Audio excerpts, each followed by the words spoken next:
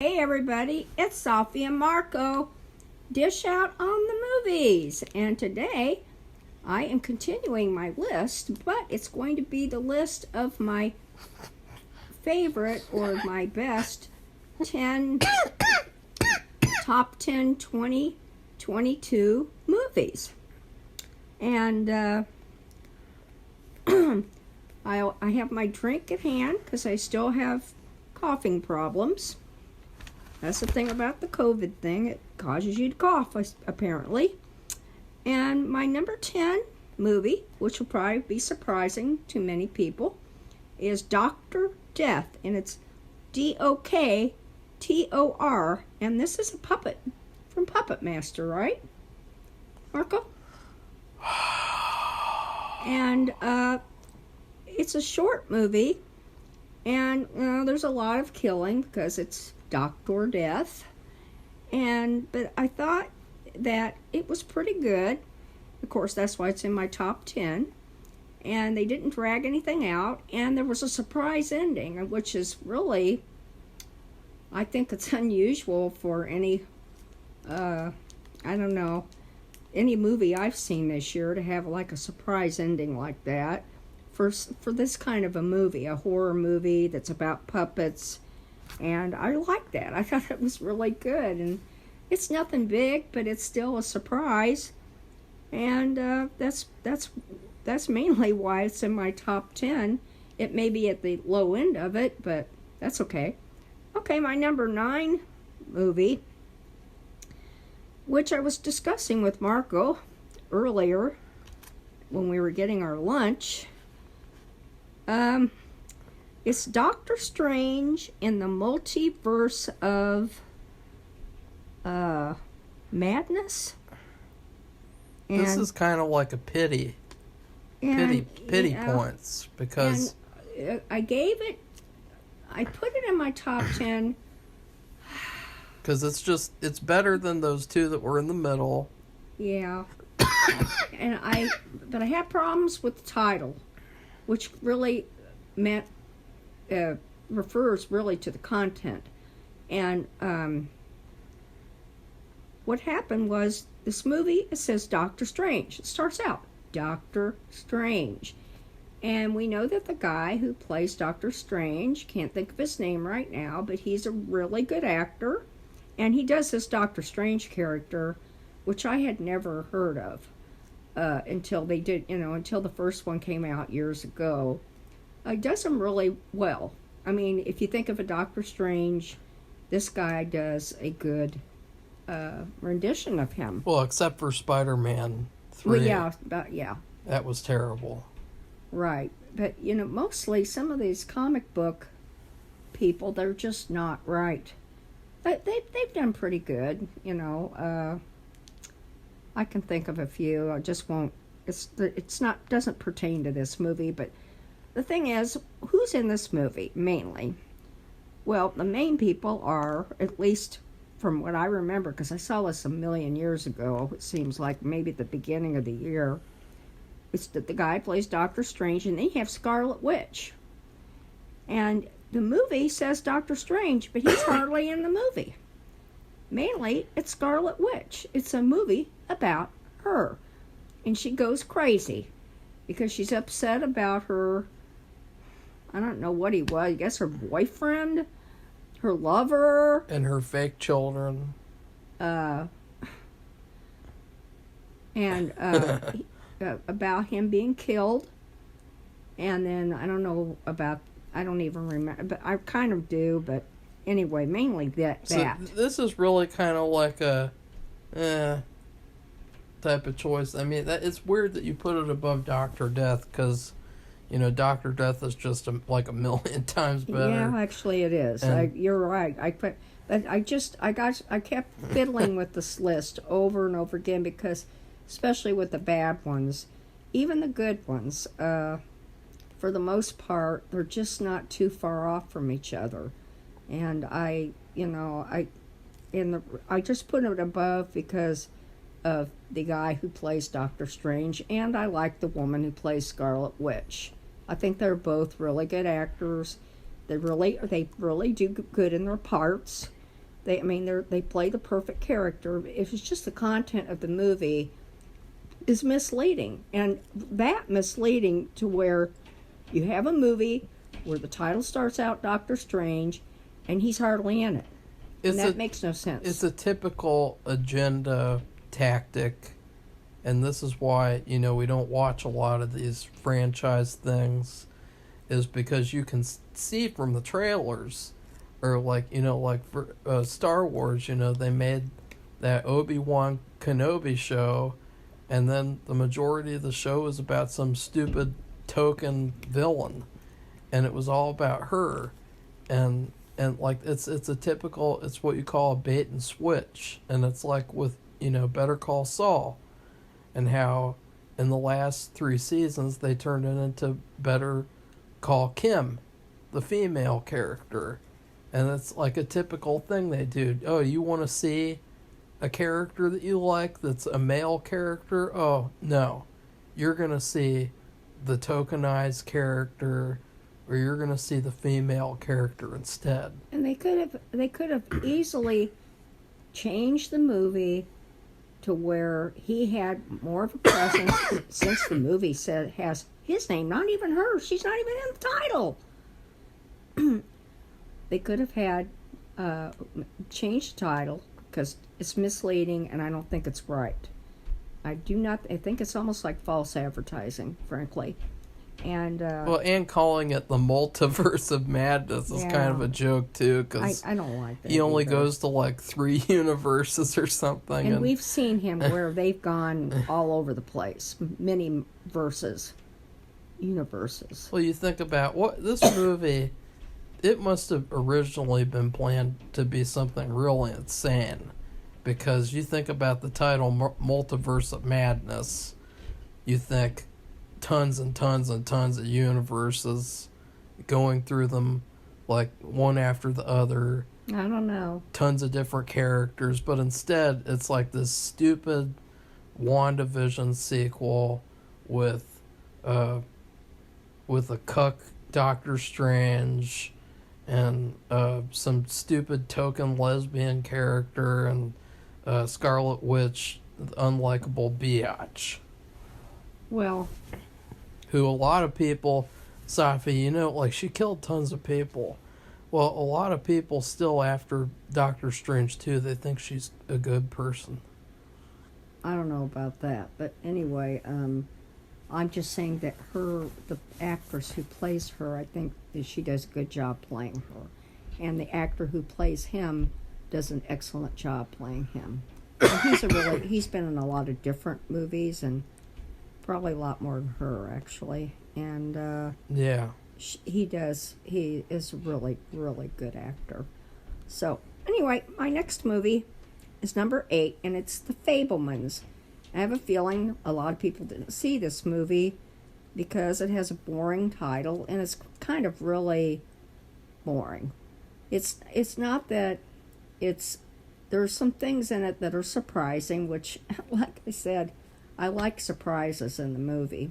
But it's kind of a sad surprise, and this is kind of an auto or just a biographical movie about Steven Spielberg and his growing up, and I thought it was informative. It was not also, it was entertaining, but it was also informative in a certain way, not because they're just showing his biographical, because it wasn't like that. It wasn't like you're watching a documentary. It was made into a story, and the way they, in the olden days when they didn't film editing, how they had, he just started out with like home movie cameras, because he was a kid, and it just showed him with the film strips and cutting, like when you're editing, cutting the strips into pieces and labeling them, and all of that process. They showed part of it. I thought it was fascinating because it was so much work, but they're so painstaking, and that was probably the reason why in some of these older movies they're so well put together, because they're doing this by hand. It's not by computer, and maybe the problem with having Well, one problem, I know that it's helpful because it makes the process go faster, but having a computerized way to do it, it kind of causes you to pay less attention to detail, which has been a very big problem in the movies that have been made. And of course, there's all kinds of reasons for that, because you can't really use the computer as an excuse, but maybe some people are, because they're just kind of letting the computer do all the work and not really putting their brain into it as much as they should. But I thought that part was really fascinating. Another part, which really kind of made me sad, was, he's Jewish, and their family's Jewish, and they moved to California, and I'm not going to go through the whole process because you should see the movie yourself. It's not that long. And it's 2.5 hours. Well, yeah. And you just, you're not going to, this isn't car chases and airplane flying and all that. It's a story about a family. And they talk about, they have some of the people, they're anti-Jewish, and they talk about what do you call anti-Semite, I should say.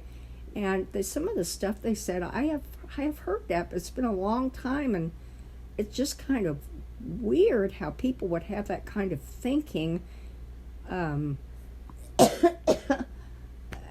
don't even want to repeat it because it just kind of weirds me out, and it shouldn't be repeated. But just the thinking he was discriminated against, and he was really, he kind of stood up for himself because he liked to make movies, and he thought about it all the time, and I think he kind of helped himself because he was doing this because he's so focused on it, and other people didn't do it.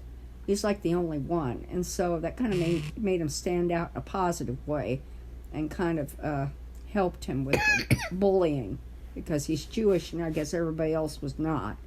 So that kind of just surprised me. Some of the stuff that was said, I don't like it. I think it's weird, but it was informative in that way. The film editing and that, and then the surprise was their family had a best friend, and to the father and the mother and him, nobody would have known this, not even him. But they went on like a little vacation, like a little family camp out trip, and he started taking the movies of what they're doing, and I think the father was saying, you should do this because your mother would really like it. She really admires your movie making.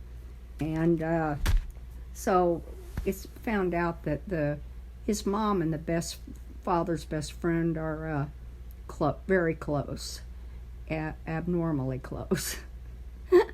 And so, there's a lot to do with that. But anyway, that was kind of a surprise. I never expected that. It was a surprise that you liked the movie because it is 2.5 hours long. Yeah, and I just, and I didn't know it was about, that's the thing. And you didn't know it was, which I thought that you did because It's like, why not? No, I never heard of it.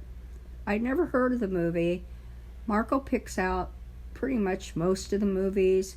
He gets mad at me if I want to pick out somebody. He'll just say, no way, we're not going to watch that. Oh, give me an example. No. Give me an example right now. Well, you're not going to watch it. I don't know. Give me an example. Well, that one about the women talking or something. I fucking watched that 2 days ago, you fucking fuck. Don't. I just watched that movie. Well, anyway, I got to keep going because we're going to have to stop soon. I said that I said that I would never watch that movie unless I was a reviewer. Okay, well, what about? And what about what? What about that? Let's go. The horror movie series, Annabelle. Movie series. Is it Annabelle? Why are you so fucking obsessed with Annabelle? I just want to see at least one movie. The first one. Safi, you can watch whatever the fuck you want to watch. I know I can. Go ahead and watch Annabelle. But I'm not in the mood instead of just sitting there watching political propaganda. Put on Annabelle. I've been watching politics all weekend. Put on Annabelle. Put on Annabelle. And I'm not putting on Annabelle now. Well, but anyway, let's just keep going with the thing is, Safi, is Annabelle is a spin-off series of The Conjuring. And I haven't seen that either. And I saw the first Conjuring, and I thought it was a piece of fucking trash. So why would I want to watch a spin-off of The Conjuring? Well, see, that's why Marco is very knowledgeable. When he does his reviews of movies, and he says what he says, you really have to believe him just because he's very knowledgeable about the movie that he had been watching. But now I want to kind of watch everything so that I can make fun of it. Except you might go crazy with boredom or insanity with how horrible a lot of the movies are. Well, I won't watch basically mostly anything Disney does, but other than that... Well, it's just sad, but it's Disney we don't have any little children here, and Disney and there's DC. no incentive. Disney and DC. Oh, yeah. But anyway, I really like this movie. I liked it a lot. I mean, there's no big violence and all that. It's just informative to me. Sometimes I like to watch a movie to get informed, to learn something. My throat's getting dry. I have to take a quick drink. Sorry. Safi's like, Marco, why you won't watch that movie, but I'm the one who watched it. You didn't even watch it. Well, I might watch that. I might read the book. Or listen to the book. No, I'm going to force you to watch the movie, and you're going to like it. Well, I don't know about... You can't force me to like anything. Yeah, I can. No way. Because you'll just... I'm having a coughing, so I can't... You'll forget about it. You'll forget about it. And I'll say, well, Safi, you actually... you really liked that movie. Oh, God. You don't remember it, but you really liked women talking. Your favorite part I don't like the title, I know that, and I haven't even watched it. Was when it started off and it said, this is the work of a woman's imagination. I don't like that either. Which is like... That's like, this is a Christian bookstore. This is a Christian plumber. This is a Christian rug company. This is so what? Well, you think about with the Fablemans, he didn't put before the movie, this is the work of... This is the work of a Jewish man's imagination. Like, right. He didn't even put that. And he actually, did he say that it was his, Yes, Safi. Oh, I didn't even hear that, see. Oh, I bet you didn't. Okay, I have to keep going because my throat ain't gonna put up with it. Safi, your throat. Okay, the next one is, my number 7 movie is the Texas Chainsaw Massacre. I don't know if there's any other specificity about it, except it's the latest one in the series. Let's just call it SJW Chainsaw Massacre, because that's what it was. Okay. Well, anyway, this was really different. And it did not take place at the farm in the country. It was in a small town, probably in the area, I think, of what happened, but it was not, it was a town, and he's living in the town, and they bring this whole busload of people in. They're going to turn this town into some kind of tourist area with new, businesses, and I think they were trying to force. I saw this one early on, too, so I'm trying to remember the plot, but... February. Well, they're going to try to kick the people out. Kick the guy out, and his mother. Yeah. And she had a heart or some kind of medical condition where she really could not... She didn't need the stress, and she didn't need to be moving anywhere because... Moving, as we both know very well, is very stressful. And she was so unhealthy and so critical, and he was taking care of her. Well, You're talking about a serial killer, basically. Stressful. It's stressful when it's done in an abnormal way, that nobody else would do it. But they didn't know this, but they're just so... It's almost like what we've been going through, where you have this group of people, and they're just focused on making money. And they're not really focused on what they're doing in order to make the money. And they come in, and his mom dies, and of course he goes crazy, and then all this stuff happens. And there's surprise ending. And this one, too, I guess I didn't even think about that, how many... It's a happy ending because this bitch, the whole movie, she's the most annoying SJW of them all, and you think, I want that bitch to die. No, I soon. didn't think that. And at the end of the movie, you think she's going to escape. And then she sticks her head out the window and he chops it off. And he holds it up and he's like, F you. And this movie was just a giant fuck you to SJWs. Well, I don't know what it was. And feminists. It was pretty good. I really liked it. And I thought it was... And that was before we even knew we had to move and about any of that. This was right at the beginning of the year, I think. This was Leatherface doing what was right and getting rid of all these people. Well, he got rid of them. I mean, you're talking about a huge busload of people, and they're all dead. Yeah, I think he... Basically. I don't think there was... Was there any, like, maybe one who... Well, was that one girl? It was a true massacre. It wasn't like in the original where they call it Massacre, and it's like 3 people get killed in the whole movie. No, this was everybody. It's like 30-plus people. Yeah, it was amazing. And I'm not saying I reveled in the violence. I did. I just couldn't believe it. Because they deserved it. Well, I don't know about that, but yeah. It's funny because this was way at the beginning of the year when we saw this, and it was a long time ago. And then we have had all this stuff happen to us, and it's almost like we can almost identify with Leatherface and his mother. Well, I think that was the intention of, like, other people being displaced. But because the first movie is all about, like, family, and so it was good to take, like, a relatable type of idea and make a sequel instead of, like, all these people who said that this movie was, like, one of the worst of the year, which is just... I don't think so. A complete joke to say that. No, I don't believe it. I thought it was, and I liked it because it was different. Like, all the other... It wasn't at home in the farm. It was in the town. Yeah, like, just think about the other sequels. Like, what do you want? Like, do you want... the same thing over and over again? Do you want that shitty piece of shit second one with the radio show? Do you want... We've seen all the versions. Like, this was really good. I thought I liked it because it was different, and there was a surprise, although it was kind of an ugly surprise. But at the end, it was a good surprise. She got what she deserved. Well, I don't know about that. And I believe they're going to be making 2 sequels, or they got approved to make 2 sequels because it was so popular on Netflix. Really? And I can't wait because, he could do all these great things, and it feels like, all the people who hated the first one, they can fuck off while I get to enjoy the sequels. Okay, well, I got to keep going. The next one is number 6, and this really surprised Marco, and he thinks I'm an idiot, but it's Mr. Harrigan's Phone. Yeah, you are an idiot. Excuse me. And I'm drinking Gatorade, not water, so that's why I just burped. Sorry.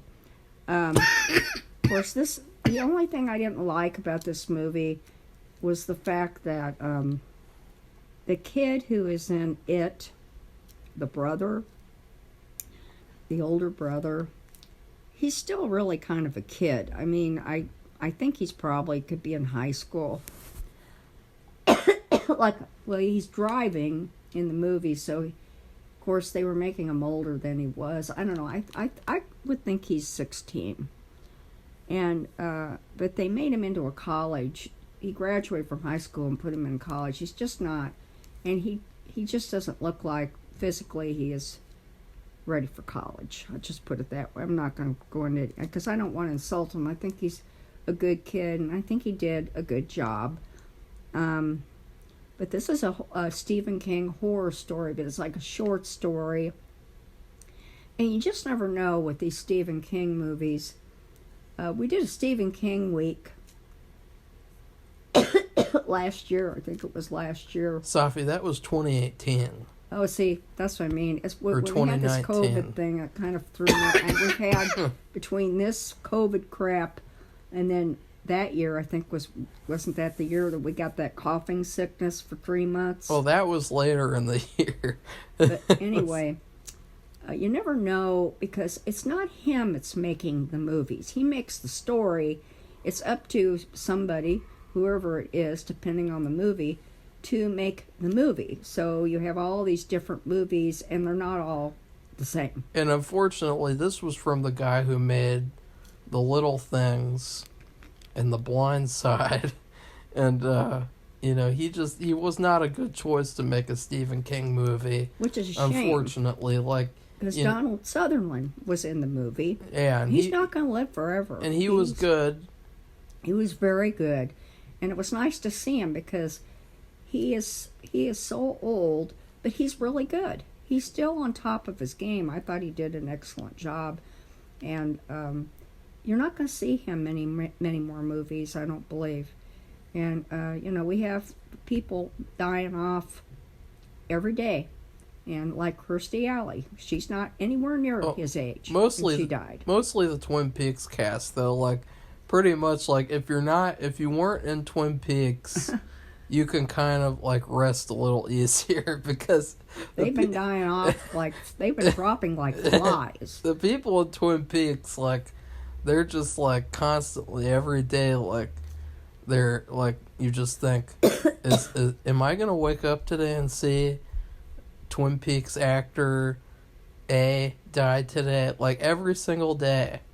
Almost. Right. It's been like that the month of December. And I'll see pictures. November. I see pictures pop up on Instagram of Twin Peaks actors, and I'm like, not again. And then I scroll down, and it's like, oh, thank God, it's just their birthday. They didn't die today. Okay, well, anyway, it's like a little mini horror story where the boy goes... his mom died, and there's just him and his dad, and they don't have that much money, and he earns a little bit money by going to read to this older guy every day. Well, not every day, 3 days a week. That's right. And so he goes for like 3 or 4 years. He reads to him, and then one day he goes there, and he's passed away in his chair, and his staff was off for the day. And so when they go to do the funeral, but what he does that was significant was which was surprising, he taught the guy about using a cell phone, because he would read the newspaper and he would get the stock prices. And I have it on my phone. I think most everybody does, but you see the stock prices for currently, right this minute. This is Saturday, so it's not open. But let's say Friday at 10 o'clock a.m., they have the stock prices, the latest stock prices, and it goes on all day until the place closes. And so he showed him that on the phone, and because this is a guy who's very old, he would never have had a cell phone. He would have said F you to a cell phone, which he did, basically. He said that. But then when he showed them this about the stock prices, because this guy's a billionaire, he's very interested. So that's how he got him kind of quote, addicted to the phone. But anyway, when he died, the boy was very sad, and he liked talking with him, because the guy kind of gave him some advice about the way he should be, because he was having trouble with bullies, of course. That might have been an agenda thing, because, that's always a problem. It seems like in every school, I guess. And anyway, put it in his... he sneaked it when they did an open coffin thing, and the boy went up and slipped the cell phone surreptitiously inside of his jacket, because he's all dressed up in a suit, because he's a famous billionaire and he was a businessman, and of course he had on a suit, which is what he was, a really nice one, which is what he wore every day. And so then the boy started getting calls from the grave when things had happened, and he had they had their contact names set up, so it was something really quick, like the phone, the ringtone was the guy's own, Stand By Your Man by that girl, So you could Tammy Wynette. you could kind of identify with this movie with like, being a boomer and getting taught how to use a cell phone. No, I've been using a cell phone since I came out. I've been using them for years, and I loved it when you could start doing more stuff with them. And looking at the stock market. I don't care about the stock market. Looking at the California water stock that you didn't listen to about getting, and now it's worth a lot more money than it was. And, okay. And you would have made a ton of money, and you didn't listen. Marco's being a BSer because I use my phone for everything. And then you gave away all your stocks. I should say what I used.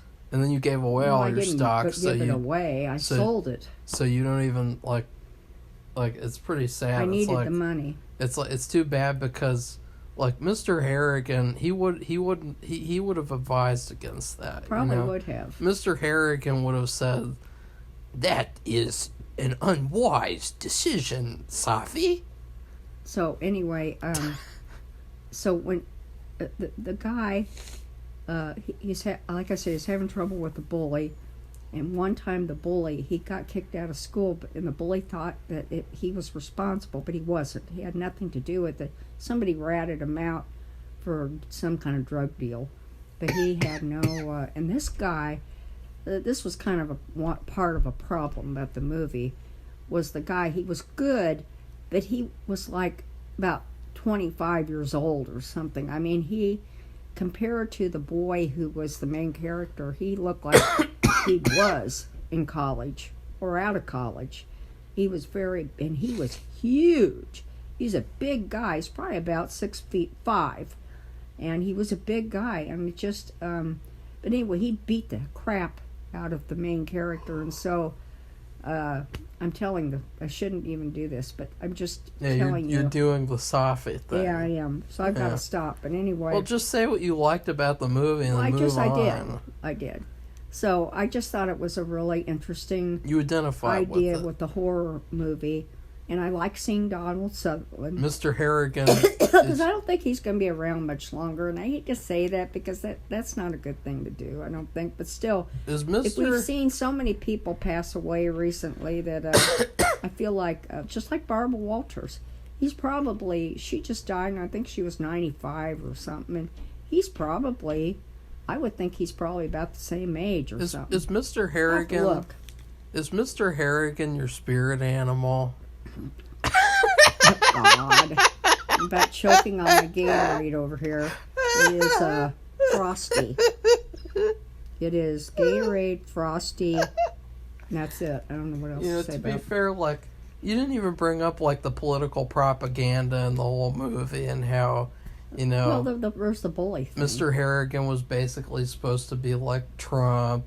Oh, I wasn't thinking that at all. I didn't think he was like him at all. That was the whole point of the movie. No way. There's no way he was. Because Stephen King wrote this in 2016 when he was having his little temper tantrums about his little Trump derangement syndrome. Well, and he wrote this story. I didn't even think about that. He thought he was owning Trump. There's a lot of people who make a lot of money who are cringe. They have no idea about humanity. And they can be real jerks, and they want tax cuts. They want to live. This movie could have been. They don't have to do anything and pay for anybody but themselves. But this movie could have been good if it wasn't a political message movie, and if it wasn't a boring piece of shit. It could have been a really good movie. Well, it was a shorter movie. It's too bad that just Stephen King ruins everything. Like he's a trash writer. He can't write. You can't write good horror. Marco. And I'm sick and tired of these stories. Like, if you get a Stephen King copyrighted story, change the whole story Stanley Kubrick style, and finally... Good. And then you'll have a good movie. Yeah, okay, well, I have to move on. My next one, I can't really say a lot about it, I don't think, but it's number 5. It's The Munsters. And I used to watch this show. It was in black and white. And I think all the characters, maybe except for the girl who doesn't look like a monster, I can't think of her name, but she's probably still living. But I think everybody else in the family has passed away. from, old age, because it was a long time ago, and because it wasn't black and white. And I thought they put some extra story to it to kind of fill it in, because the the show was just set out. So what it is, when it came on, you just saw the people and there they were, and you never really got any backstory about how they came to be where they were, and how they came to be what they or where they were and what they were, and or anything about not a lot about their families. But it was a comedy show, and I'm not even sure, it might have been like a half an hour. I'm not positive. Maybe it was an hour, but I don't know, because it was kind of like a sitcom in a way, and but it was not. It was a film. It was like a show. It wasn't like a live thing with the sitcom where they have a live audience and they laugh. It wasn't like that at all. And anyway, I thought the people who played their characters, Fred Gwynn, who was a Herman, and Yvonne DiCarlo, who was Lily, and then you have Grandpa. And of all these, I thought they did a really good job, and I thought they got really good characters, or really good actors to play their parts. So it wasn't that exciting of a movie. It's just the fact they probably will do more, and they probably wanted to see how people would react to it, which I have no idea how it went over. But I thought they did from my experience with watching the show, I thought they did a good job. With providing some extra story to their characters, and I thought they did a good job with picking the actors and how they acted, and because they did pretty much what they did in the show. So okay, my next one is 4, and that's Black Phone. And I don't remember a lot about this. Like I said, we saw this several months ago. Although Safi, it is you on saw Hulu. it in June. Well, that's several months ago, and boy, is that like water under the bridge compared to all the stuff we've been through since then. So it seems like a million years ago. It's like 6 months ago. Safi, you saw the movie. I saw the movie, and what I liked about it was it was a horror movie, but it was really different, but it was creative, and it was simple, using a telephone, and which is funny because here we go, we just had this Mr. Harrigan's phone. This is just with a regular phone that's on a wall that rings, and I'm not going to go into the because I think you should see it. It's on Hulu right now, I believe. It's on Amazon Prime. Okay. Well, anyway, it's pretty available to see, and it's a good movie. You really should see it. It's very creatively done. It's about fun. But there's more to it than that. But that's it's horror using this phone, and the voice that comes onto the phone, and you don't know who that is for a long time, and then finally you do. But anyway, I'm starting to get a funny throat, so I got to keep going. But I really like that because it's creative and new and fresh and tight, which is Marco's been making fun of that. But it's because guys, well, when Safi was making her list, her whole list, because she spent one evening miraculously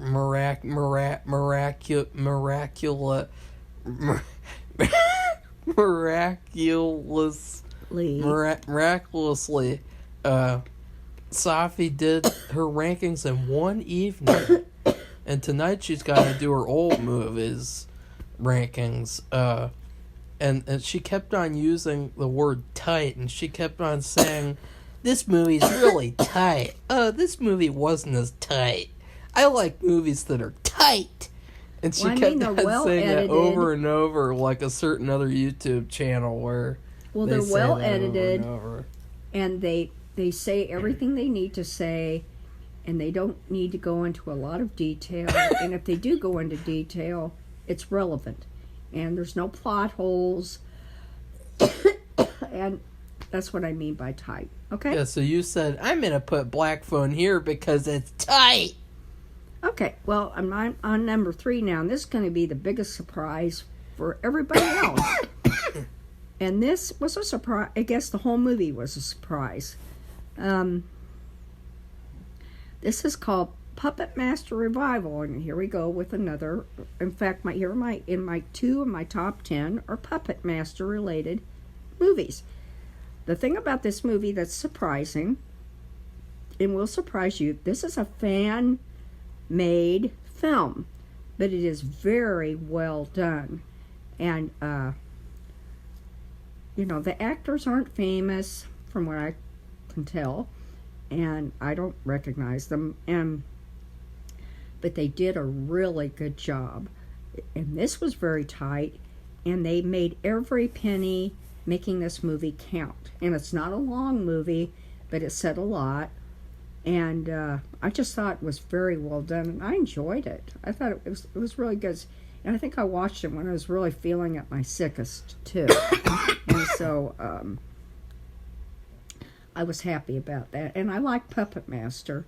I like the puppets. And they have quite a few of the puppets in there, which I was really happy about, because we used to actually, I was talking to Marco, I don't think he didn't remember, but we owned all the puppets. I remember that we owned them all. Yeah, like, let's see, like, we owned, like, almost all of them except for, like, a few, and it was only because we couldn't find them on eBay, and for some reason, like, most of them just ended up, like, disappearing. Well, they weren't very well made, and they broke easily. They were very cheaply made. Which was sad, because they're really cool. I really loved them. To be fair, Safi, we haven't brought up this issue, but, you did something really shitty, and you broke Torch. First off... No, I didn't mean to do that. That was an accident. Torch is I think he's my second favorite puppet. My first favorite's Tunneler. And they're both in the movie.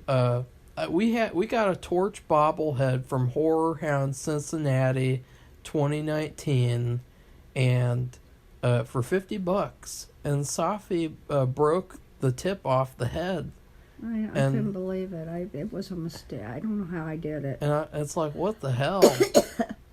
Like, God, Safi, like... I was very sad, because I really, really like... You broke Torch. Master. Like, so now he's like Torch with no tip. Yeah.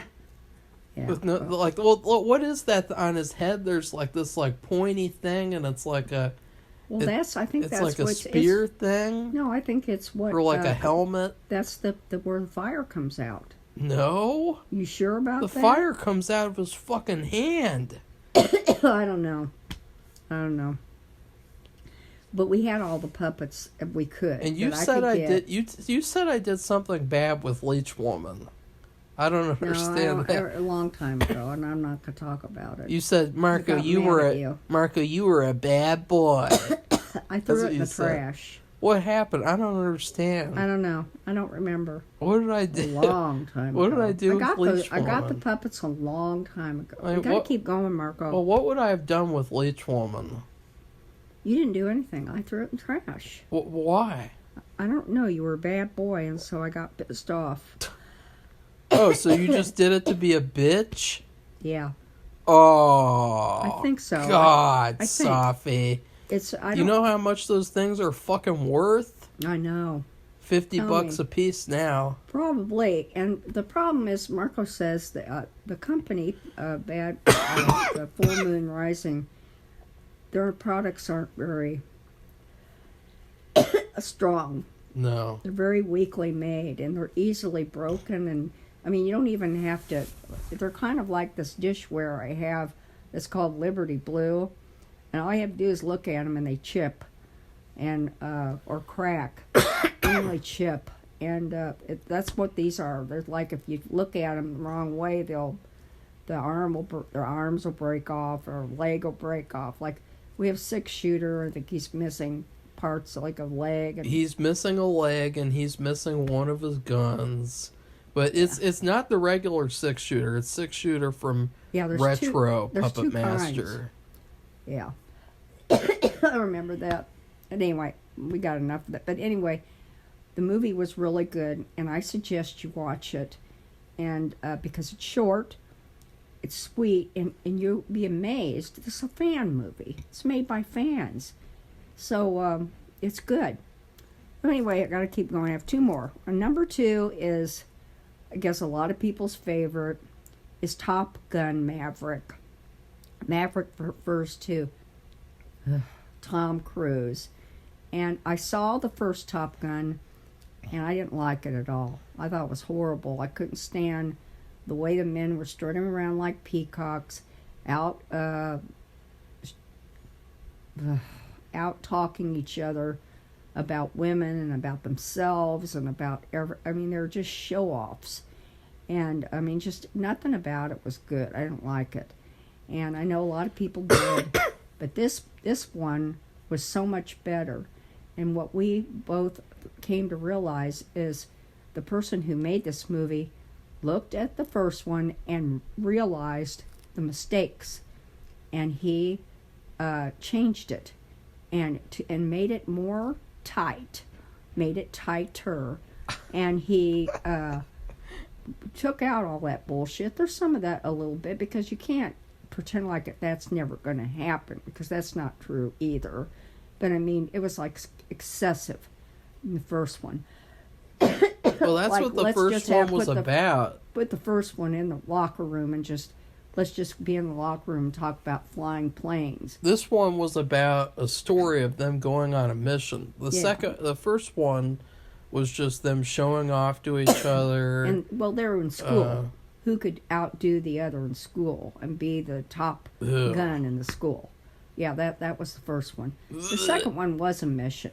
So they actually, and Tom Cruise, they made it a reality. He is about as old as I am, or he may be as old as I am, and they couldn't pretend like he was a young gun and he was going to do all this stuff. No, they're supposed to do the stuff, and he is the teacher. He did end up participating because, of course, he was the one who learned to fly, and he taught the rest. Apparently, that's what Marco said. I thought the acting was really good, and it was tight. The flying scenes were amazing. I'm not really into that, and I can't stand Tom Cruise. Sorry, but I can't get past Scientology, which is cult, and another thing with his daughter. I don't like that either. And I know it has nothing to do with the movie, but the movie is good. And everybody thought it was. I think it was very popular, and it deserves to be, because it was very well done, and the flying scenes were amazing.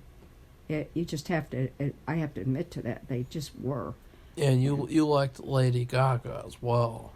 Well, you liked her a lot. She wasn't in the movie, but her music was. You wish that she was, though. No, I don't. You wish that she wouldn't fit in that movie. You wish that she had a nude scene like in American Horror. No. Yeah. No, Marco, it's bullshit. Yeah. Okay, Marco's I'm not going to continue if you don't stop. I only have one more, and you know who's coming home. They could have made a tight scene with that.